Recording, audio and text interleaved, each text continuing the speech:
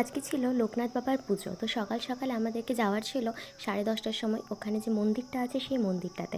তো তার জন্য সকালবেলা উঠে রেডি সেডি হয়ে প্রথমে ব্রেকফাস্ট করতে গেছিলাম। তো ওখানে ব্রেকফাস্টের জন্য কিছুক্ষণ ওয়েট করলাম, তারপরে লুচি তরকারি আর মিষ্টি চলে আসলো।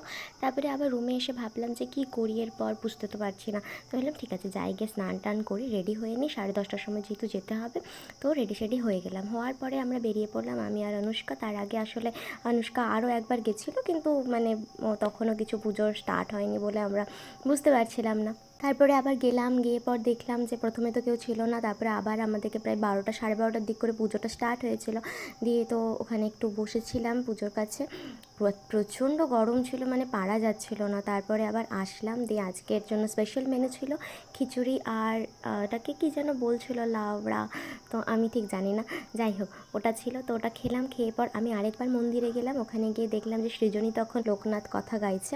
তো তারপরে ওখানে বসে থাকলাম কিছুক্ষণ, তারপরে ওখান থেকে চলে আসলাম। যদিও পুজোটা শেষ হয়েছিল প্রায় 4টের সময়, কিন্তু আমি আর পারছিলাম না বলে আমি একটু আগেই চলে এসেছিলাম। তো এই করে করে রবিবার দিনটা তো ওইভাবে মন্দিরেই কেটে গেছিলো। So bye bye.